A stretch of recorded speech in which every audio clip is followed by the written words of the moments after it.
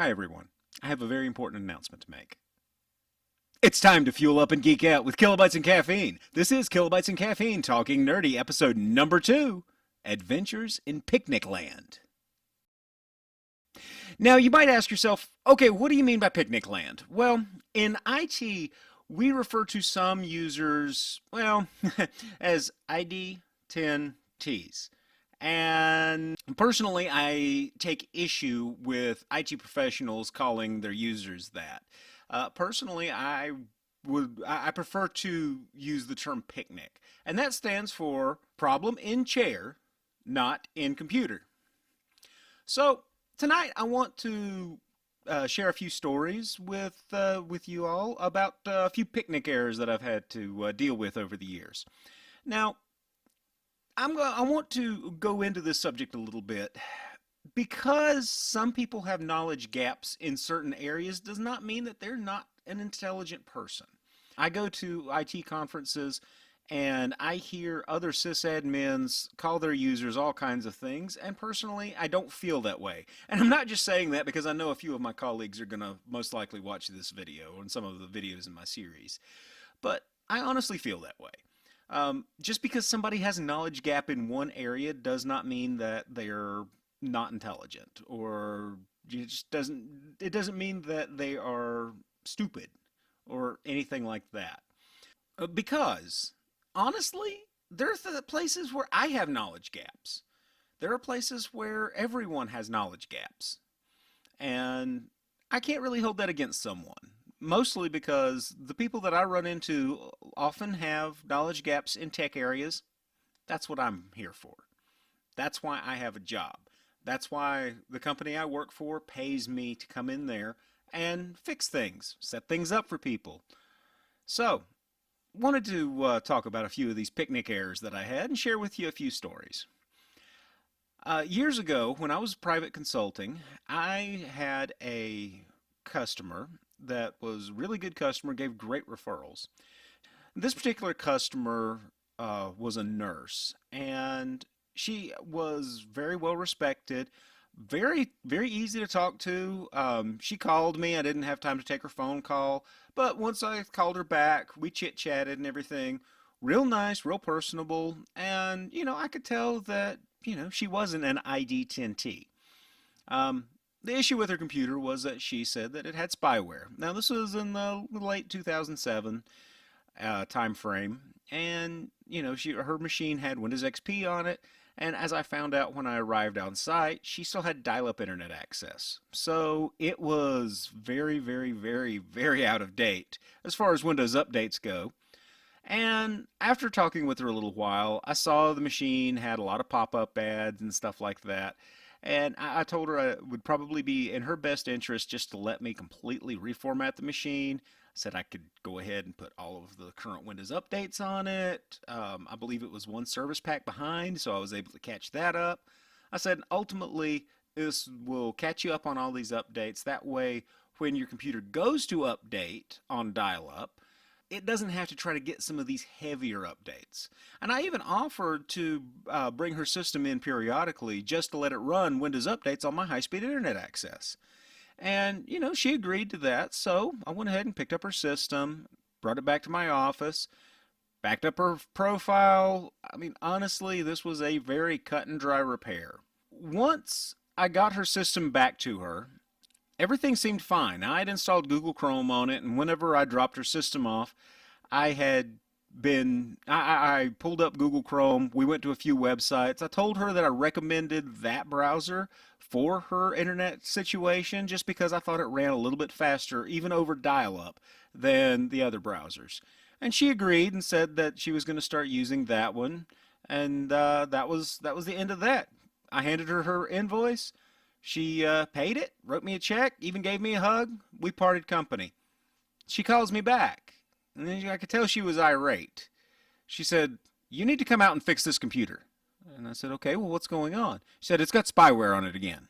I'm like, "Okay, ma'am, well, have you gone to any websites?" And then she was I haven't gone to any websites that would put that on you need to come fix this computer now. Yes, ma'am. So once we got her schedules coordinated, I went back to her house and looked at her system, and I couldn't find any evidence of malicious software. But customer's always right, right? Told her, I said, not to worry. I'm going to take it back into my shop. I said, I'll run some thorough scans on it. We'll find whatever the problem is. So I ran it back to the shop. Ran it through some tests. Couldn't find anything wrong. So I called to tell her this, and she said, well, it was running so slow. I said, well, ma'am, it's dial-up. Dial-up internet access is slow. I said, especially if you're comparing it to what you're using at work. And she seemed okay with that answer, so I took her system back to her and delivered it. Then the very next day, this computer still got spyware on it. Ma'am, if you could leave it up, because every time I would go over, her computer was turned completely off. I said, ma'am, I said, leave your computer on, leave it up with all of that stuff on there. That way I can come take a look at it. And I prioritized her. As soon as I finished with my day job, which I was working as a consultant on the weekends and in the evenings, and I was working for an MSP during the week. Once I finished my day job, I went to her home immediately, and all I saw was the MSN homepage. And I couldn't figure it out. I couldn't figure it out. What was going on with it? And she's like, look, it's got spyware all over it. You see all of those ads? And I said, yes, ma'am. I said, that's the Microsoft homepage. That's the MSN homepage. So I pulled up Google Chrome and I went to that particular website and loaded all the ads and everything.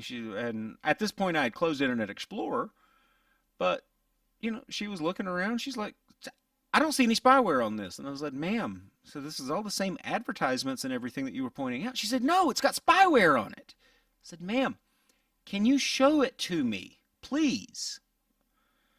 So she pulled up Internet Explorer.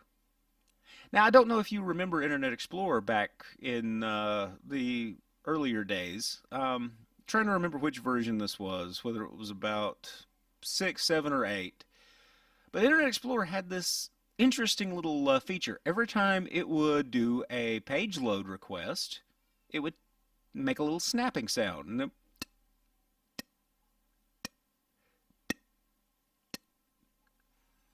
now, when you went to a page that had a lot of rotating banner ads, such as the MSN homepage, it was constantly refreshing those banner ads.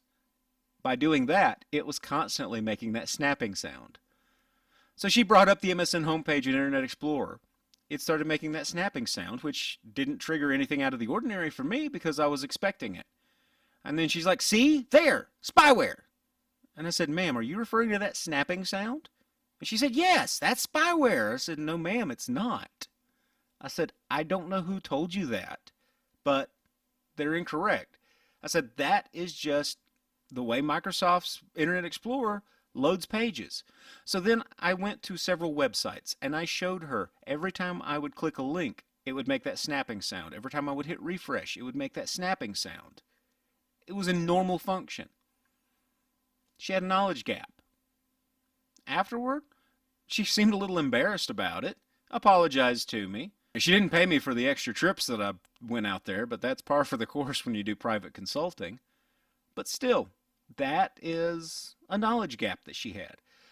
Now, does that mean that she is not intelligent?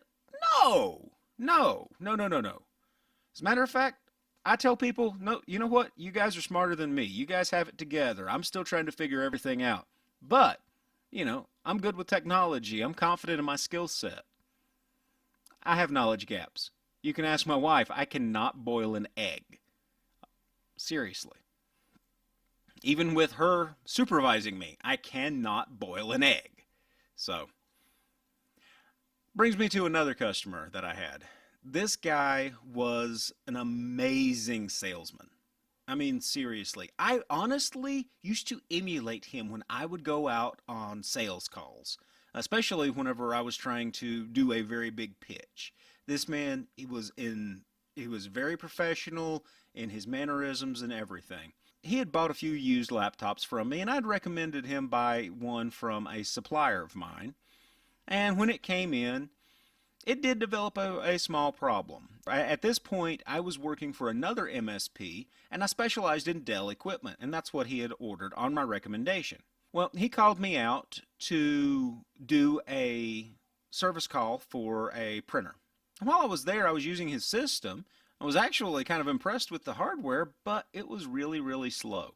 And I told him, I said, I really think that there is something wrong with this computer. It's running uncharacteristically slow for a system of this spec.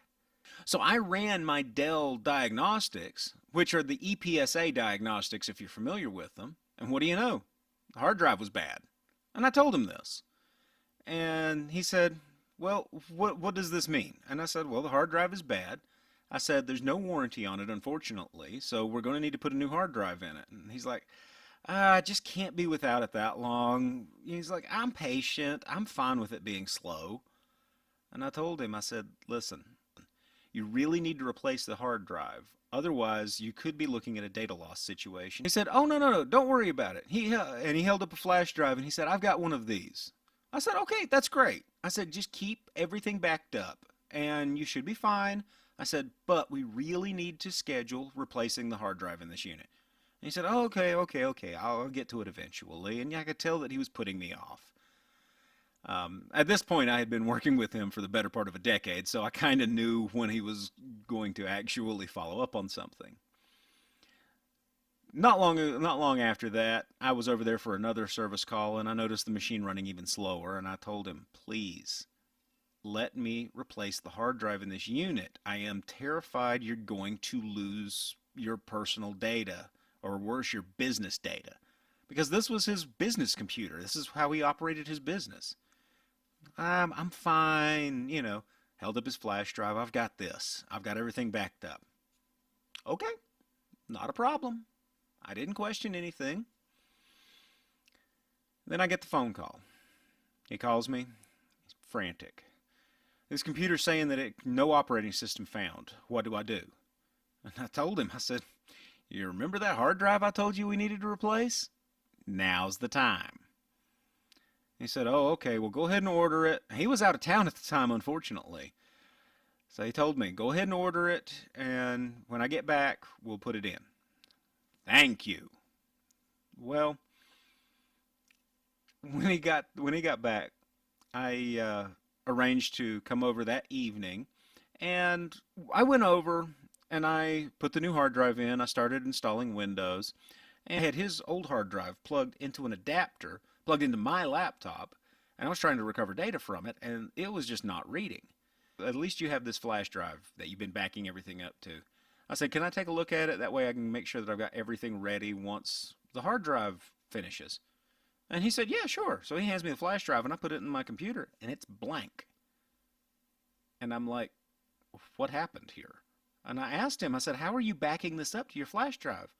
And he said, oh, well, the guy at the big box retail store told me all I had to do was just plug it in and it automatically backed up my computer.